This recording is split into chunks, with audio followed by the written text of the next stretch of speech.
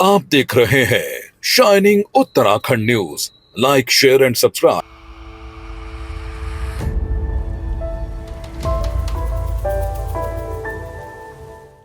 लोग कहते हैं कि ब्यूरोक्रेट्स जो होते हैं वो एसी कमरों में बैठकर फाइलें साइन करते हैं, लेकिन आज दिन भर हम चक्राता के दुर्गम गांव में गए, टूटी फूटी सड़कों को देखा। खुद डीएम साहब इस वक्त बहुत ऊंचाई पर आकर एक लोकेशन को देख रहे हैं। क्या वजह है? वजह है यहाँ के जो गांव वाले हैं उनके जीवन में सुधार हो, जो जन सुविधाएं हैं वो मिले। इसके लिए जरूरी है वो अंदर की विल पावर जो एक प्रशासक को बनाती है रहम दिल। सर, जो वर्किंग स्टाइल है आपकी बड़ी यूनिक सी लगती है। क्या एक आईएएस को जब डीएम बनता है तो यही होना चाहिए? देखिए, जो पब्लिक एस्पिरेशंस हैं और नीड्स हैं और जो ग्राउंड लेवल प्रॉब्लम्स हैं, तो उनको हम कितना एड्रेस कर सकते हैं और मिनिमाइज कर सकते हैं, उसके लिए हमें कोई भी मीन्स अपनाने पड़े। सो वो मैं समझता हूँ कि we should resort to all those means कि हम जितना ज़्यादा निदान कर सकें। कहीं से हमको फंड्स हैं वो कलेक्ट करने हैं, कहीं पर हमको रिसोर्सेज हैं वो चैनलाइज करने हैं, कहीं से कुछ स्पेशल परमिशंस देनी है, कुछ चीज़ों में शासन से हमको परस्यू करना है। तो this is our duty, this is our mandate. तो उसमें हमें किसी प्रकार से कोई हेजिटेशन और संकोच नहीं होना चाहिए। उनके साथ जेल करके उनके साथ ही ग्राउंड लेवल पे संवाद करके प्रॉब्लम्स का पता लगता है। और इसीलिए ये हमारा प्रयास रहता है कि हम और हमारी मशीनरी, हमारे ऑफिसर्स, टीम समय समय पर फील्ड पर जाया करें और उससे जो प्रॉब्लम्स हैं वो जो उसका पूरा स्वरूप है वो सब सामने आ जाता है और उससे डिसीजन मेकिंग इम्प्रूव होती है। अच्छा, जब हम आपको देखते हैं, आपके दरबार लगाते हैं, जनता दरबार, बहुत सारे बुजुर्ग आते हैं, महिलाएं आती हैं, आप ऑल ऑफ द सडन वहीं पर फैसला कर देते हैं और फिर उसके बाद वहां पर आपका चेहरा दिखता है एक सॉफ्ट हार्टेड पब्लिक सर्वेंट का। लेकिन जब आप इंस्पेक्शन पे जाते हैं अस्पतालों में, स्कूलों में, इवन कि आप कहीं भी किसी भी सरकारी संस्थान में, एक हार्ड कोर आईएएस दिखता है वहां पर। जो ड्यू फेस है आपका, इसको कैसे एडजस्ट करते हैं? देखिए, फील्ड इंस्पेक्शंस या सरप्राइज विजिट्स किसी को भी पनिश करने के लिए नहीं होती। हमारा सिर्फ पर्पस ये है, जो ऑनरेबल सीएम के भी निर्देश रहते हैं, कि हमारी जितनी भी पब्लिक सुविधाएं हैं, हमारी सोशल स्कीम्स हैं, इकोनॉमिक इन्वेस्टमेंट्स हैं, सोशल सेक्टर में या हमारे कैपिटल इंफ्रास्ट्रक्चर प्रोजेक्ट्स में, उनके रिटर्न्स मैक्सिमाइज होने चाहिए। हमें रीच आउट करना है अंतिम बच्चे, बुजुर्ग, महिला तक। तो चाहे हमारे जनता दर्शन हो, ये सभी प्लेटफॉर्म्स हैं लोगों में गवर्नेंस के प्रति विश्वास जगाने का, और जो एक लूप है गवर्नमेंट और पब्लिक के बीच, उसको स्ट्रेंथन करने का। तो चाहे जनता दर्शन है, चाहे फील्ड इंस्पेक्शंस हैं, चाहे विजिट्स हैं, गाँव में भ्रमण है, स्टेज हैं, नाइट स्टेज हैं, ये सभी फोरम्स उसी कड़ी से जुड़े हैं। और जो पब्लिक ट्रस्ट है वो गवर्नेंस में, हमारी सरकार में स्ट्रेंथन होते जाना चाहिए। ये आपके जो इनोवेटिव आइडियाज होते हैं, फील्ड में जाइए, लोगों से मिलिए, कनेक्ट करिए एक दूसरे को ना। चाहे फिर बारिश का मौसम है, गांव में रास्ता टूटा हुआ है, आपने देखा था पिछले दिनों आप गए थे। ये जो वे ऑफ वर्किंग स्टाइल है आपकी, ये आइडियाज कैसे आते हैं, इनोवेटिव आइडियाज, कि हम गांव में जाएं, ना कि गांव के लोग सचिव आपके पास तक आए? कैसे ये मैनेज कैसे करते हैं? अगर एक एलिमेंट ऑफ एम्पैथी या कंपैशन सभी ह्यूमन बींग्स में होता है और उस पॉइंट ऑफ व्यू से अगर हम उनकी प्रॉब्लम्स को समझें, तो यदि हम उनके साथ एम्पैथाइज करते हैं, तो हम स्वयं को उनके स्थान पर रख के देखें, तो ये जो प्लान ऑफ एक्शन है ये स्वतः ही उजागर होते हैं, स्वतः ही इनका संचार होता है और वो हेल्प करता है प्रॉब्लम्स को गहनता से समझने में और डिसीजन मेकिंग और त्वरित निदान। सीएम साहब से भी बीते दिनों बात की थी, तो उन्होंने कहा था कि देहरादून एक रोल मॉडल बनना चाहिए। यहाँ पर ड्रग्स की इश्यूज हैं, यहाँ पर ट्रांसपोर्टेशन के इश्यूज हैं, ट्रैफिक जैम के इश्यूज हैं। ये जो मेन इश्यूज जो पब्लिक को सीधे कनेक्ट करता है, उसको लेकर आपका विजन क्या है? ये हमारी क्रॉनिक प्रॉब्लम्स हैं और ये अब आगे बढ़ेंगी भी, क्योंकि जैसे जैसे हमारी सोसाइटी का करेक्टर कॉम्प्लेक्स होता जा रहा है, पॉपुलेशन बढ़ती जा रही है, इन्वेस्टमेंट्स हो रहे हैं, इकॉनमी का स्केल ग्रो हो रहा है, और जो एक्टिविटीज़ हैं सोशल और इकोनॉमिक, उनका करेक्टर डाइवर्स होता जा रहा है। तो ये प्रॉब्लम्स आगे आने टाइम में बढ़ेंगे ही। तो हमें we should catch up early on और हमें इनको टाइमली एड्रेस करना चाहिए। इसके लिए ऑनरेबल सीएम के निर्देशानुसार, हमारी गवर्नमेंट के डायरेक्टिव्स अनुसार सभी एस्पेक्ट्स पर कार्य किया जा रहा है और एफर्ट्स किए जा रहे हैं।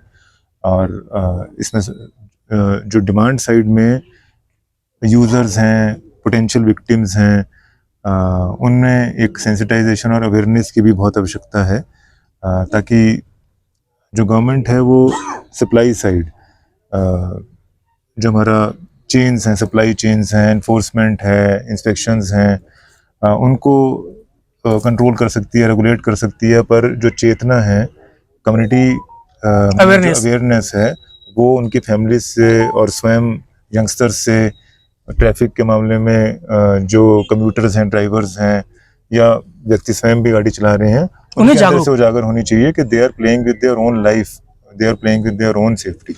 अच्छा, एक सवाल कि दो ऑपरेशंस बहुत मेजर हैं इस वक्त उत्तराखंड में, एक ऑपरेशन कालनेमी और एक भू कानून। इन दोनों को लेकर आपका विजन क्या है? क्योंकि देहरादून में जो भू कानून है, यानी ज़मीनों का जो खरीद फरोख्त है, वो बहुत बड़ा एक नेक्सस काम करता है। कहते हैं भू माफिया यहाँ सक्रिय होते हैं। आपकी जो काम करने की स्टाइल है, उसमें भू माफियाओं को कितना आप उनको बेनकाब करेंगे, उन पे कितना शिकंजा कसेंगे, उसको लेकर क्या ब्लूप्रिंट है आपका? देखिए, ऑलरेडी ये सीएम सर का विजन था कि हमारे दो प्रकार से ज़मीन जो आउटसाइड स्टेट बियरर्स हैं उनको जाती है। एक तो बड़े ज़मीन पार्सल्स जो हमारी 154 में परमिशंस होती हैं, चाहे वो एग्रीकल्चर है, इंडस्ट्री है, होटल और एजुकेशनल इंस्टीट्यूशंस, उसमें बड़ा चंक ऑफ लैंड की परमिशन दी जाती है, पर उसमें एक प्रतिबंध रहता है कि with in a certain period of time, generally 2 years, वो यूसेज ग्राउंड पे दिखना चाहिए। और दूसरा है कि 250 स्क्वायर मीटर से ज़्यादा अगर कोई आवासीय प्रयोजन के लिए ज़मीन लेता है तो ड्यूली परमिशंस लेनी चाहिए। तो ये दोनों ही वॉलेट करते हुए पाए गए थे, और इससे ना सिर्फ हमारी स्टेट का, हमारे कल्चर का, और हमारा जो एक स्कार्स रिसोर्स है लैंड, उसमें हमें डिसएडवांटेजेस देखने को मिली थी, वॉलेशंस देखने को मिले थे, और स्टेट का जो करेक्टर है वो that was undergoing change for adverse. इसी वजह से भू कानून की जो स्पिरिट है वो हम इम्प्लीमेंट कर रहे हैं। और अभी तक हमने अपने ज़िले में करीब 900 बीघा ज़मीन को स्टेट में ऑलरेडी व्यस्त कर दी है, और जो आगे हमारी करीब 250-300 बीघा ज़मीन बची है, उस पर भी कार्रवाई चल रही है। वो भी बहुत जल्द कार्रवाई संपन्न होकर स्टेट में व्यस्त की जाएगी।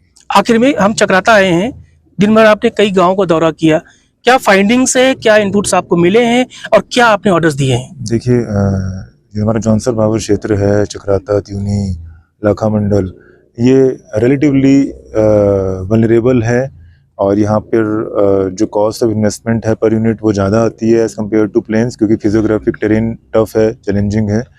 तो उसके दृष्टिगत यहाँ पर जो हमारी बेसिक एटलीस्ट मूलभूत सुविधाएं हैं, चाहे हेल्थ है, एजुकेशन है, कनेक्टिविटी है, रोड्स की, एम्प्लॉयमेंट वेन्यूज़ हैं, उनको हमें समय समय पर वॉच करना चाहिए, और उनको एक स्टैंडर्ड, जो हमारे स्टैंडर्ड्स हैं, मिनिमम लेवल स्टैंडर्ड्स, वो अटेन करें। ये हमारा दायित्व है, और ऑनरेबल सीएम के भी इसमें स्पष्ट निर्देश रहते हैं कि इस तरह के जो दूर दराज के एरियाज़ हैं वो हमारे प्रायोरिटी एरियाज़ होने चाहिए। तो अभी आपदा भी चल रही है, मानसून सीज़न हमारा प्रिवेलिंग है, तो उसमें कनेक्टिविटी बाधित ना हो। हमारे क्रॉनिक लैंडस्लिप जोन्स हैं, वहाँ पर हमारे जेसीबीज मैन पावर सेशनड है या नहीं, कहीं पर हमारे स्ट्रोप स्टेबलाइजेशन की आवश्यकता थी, जैसे जजरेड है, तो वहाँ पर ऑलरेडी आज हमने ड्यूली डीएम एक्ट में ही अनुमति दे दी है सेफ्टी कार्य की, उसमें स्ट्रोप स्टेबलाइजेशन का कार्य होना है। अदरवाइज उसमें हमको सीए लैंड देने में बहुत टाइम लगता, but that is not a developmental work, वो हमारा जन सुरक्षा का कार्य है, इसलिए उसमें आपदा प्रबंधन एक्ट में इमीडिएट परमिशन आज ही दे दी गई है, और आगे उसका कार्य शुरू हो जाएगा। इसी तरह से हमारे सिमल्टा मार्ग में हमने देखा कि यहाँ पे 40-50 गाँव उस मार्ग को यूज़ करते हैं चक्राता त्यूनी हाईवे से कनेक्ट होने के लिए, तो उसके लिए भी यहाँ पर सर्वे टीम गठित कर दी गई है, और टीएजीसी से उसका एक डिज़ाइन बनवाया जा रहा है, तो उस पर भी आगे कार्रवाई स्टार्ट हो जाएगी। तो दूर दराज एरियाज का फोकस हमेशा रहना चाहिए, इसलिए यहाँ पर हम कोशिश करते हैं कि फ्रीक्वेंसी जो हमारी बहुउद्देशीय शिविर की है, जहाँ पे हम हेल्थ सुविधाएं, प्रमाण पत्र, पेंशन्स, जितनी भी हमारी स्पॉन्सरशिप स्कीम्स चल रही हैं, वो हम सर्व कर सकें right at the door steps of आम जनमन ऑफ चक्राता एरिया। आखिर में सवाल, जब आपने कार्यभार संभाला था और आपकी जो वर्किंग स्टाइल लोगों ने देखी थी, एक परसेप्शन बना था मीडिया हो, पब्लिक हो और मीडिया में फ्रेंडली होंगे और रेड वेट करेंगे, लेकिन उसका जब आज हम देख रहे हैं आपको इतने महीने बीत गए, आपका वही स्टाइल चला रहा है, वही स्टाइल, यानी ये आपका काम करने का तरीका है। आने वाले दिनों में डीएम सविन बंसल किस विजन को लेकर आगे चलेंगे कि जो परसेप्शन लोगों में भरोसा है वो कायम रहे? ये देखिए, समय समय पर सीएम सर से गाइडेंस मिलती रहती है। जितना हम जन संवाद करते हैं, जो प्रॉब्लम्स हैं, लॉन्ग स्टैंडिंग प्रॉब्लम्स हैं या जो ग्रीवेंसेस हैं, कहीं पर लैक ऑफ कोऑर्डिनेशन है या सोशल सर्विस एक्सेस नहीं हो पा रही हैं, तो वहीं से जो वर्क प्लान है, जो आइडियाज़ हैं वो जनरेट होते हैं और उसी पे वर्क किया जाता है। तो आगे भी मैं यही आई एम होपफुल और मैं आशा करता हूँ कि इसी तरह से हम पब्लिक कॉज के लिए कमिटेड रहें और I myself with my team of district officials, SSP, CDO and all other district officials, they are there for redressing any grievance of the public because that is what we are here for.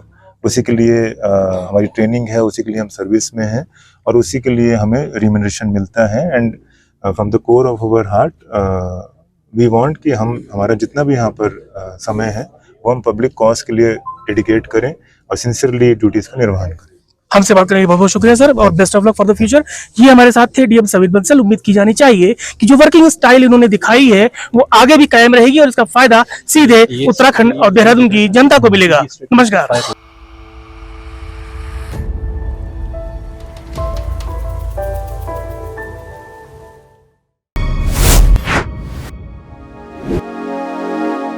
आप देख रहे हैं shining Uttarakhand news. Like, share and subscribe